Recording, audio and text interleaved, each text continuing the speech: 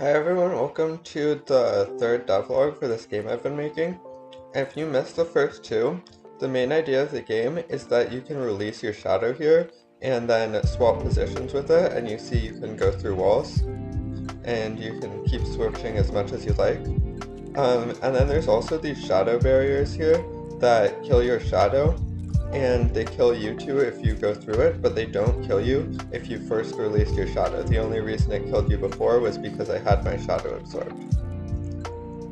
So the past month I've been doing a lot of things. One of the biggest things is just fleshing out some of the other areas that I've been making. So I made a bunch more like really easy levels and kind of put areas together from the mechanics that I've made last time, and I made like a bunch of secrets and stuff.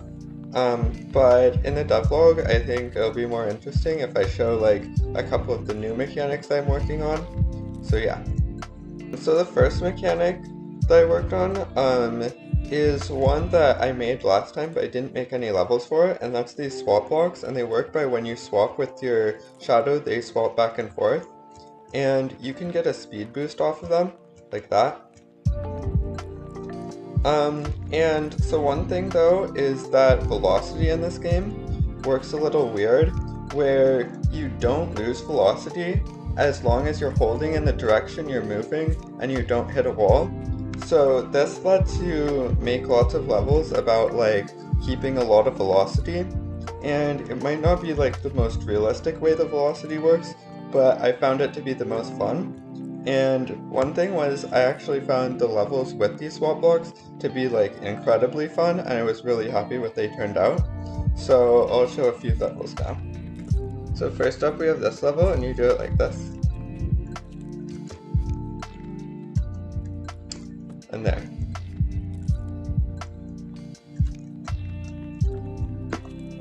Okay, next up we have this one, and we do it like this. First we just have to swap once, so we get the right parity, so we can jump on there. And now we just do this.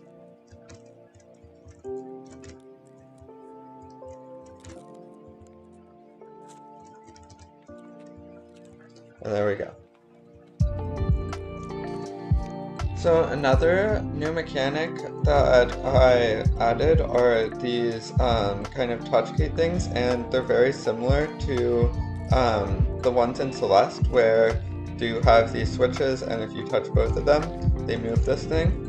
The only real difference is that your shadow here bounces off of these, just because you want it to kind of be like a locked door, so you don't want to be able to get past it with your shadow. But it's just kind of a thing that will be in a lot of areas. I think like the kind of collect a bunch of things works pretty well with this type of gameplay, because you can kind of like go all over the place and be swapping and stuff. So I'll show maybe a level with them now. First up we have this, and we have to collect them all like this.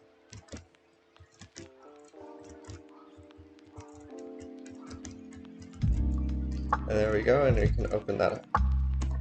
And I also added these collectibles, these pieces of cake, and the way they work is that as soon as you touch them, you get moved back to the start of the level and reabsorb your shadow. And I think that these kind of like collectible things could replace a lot of the problems I was talking about in the last episode, where you had your shadow return, and instead of just putting that at the end of the level, I can make these collectible levels where like you don't really have to care about like reabsorbing your shadow at the end.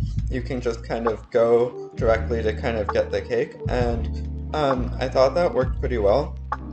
And I think I'll probably might do kind of the thing like in the end is nigh, where they'll like be different collectibles will be worth a different number of cakes. So like I might have like a full cake for like harder challenges that are worth like 5 or something. I'm definitely not gonna do like the live system though, like in the end is nigh. But yeah, I'll show a few levels now with these collectibles. So the next level is this one, and you see when we swap, the blocks on the bottom swap. And we need to get between those to get the cake, but the problem is they go really fast, so we have to have high velocity to get between them, and that can be accomplished like this.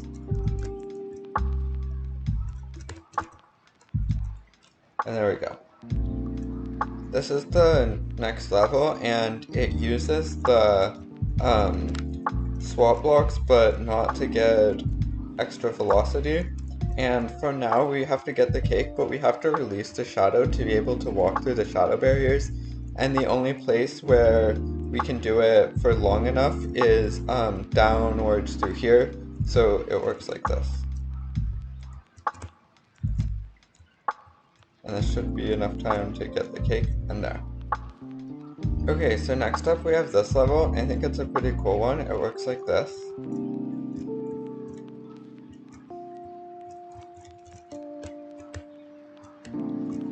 And there. Okay, and I also added these two mechanics that kind of go together, and that's these shatter blocks and falling platforms. So the shatter blocks are this green thing, and they work by when you teleport inside of it, it breaks, and then the falling platform, if there's no platforms underneath it, it will fall. And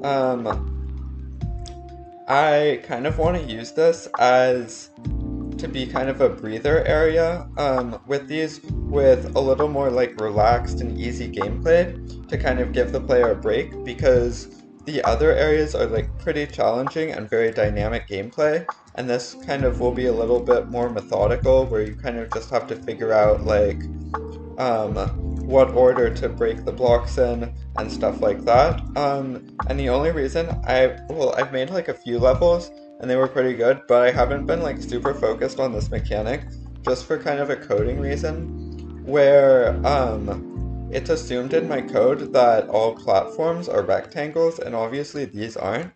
And so the way I'm doing it now is that they're just made up of a bunch of individual rectangular platforms that restrict each other's movement. But this is kind of not the best solution, and once in a while, like, it leads to a couple bugs and stuff. So what I'm doing is, like, rewriting the platform code so that things don't have to be rectangles. And like, it's not actually that much work, but I've just kind of been procrastinating it and putting it off. So I'll probably do that next time. So the final thing, I spent a lot of time on this past month is trying to make music. And I'm almost as bad at music as I am at making art, so it didn't really come out that good, but I'll play like a couple of like the few bar things that I made. I probably won't use them in the game, but we'll see.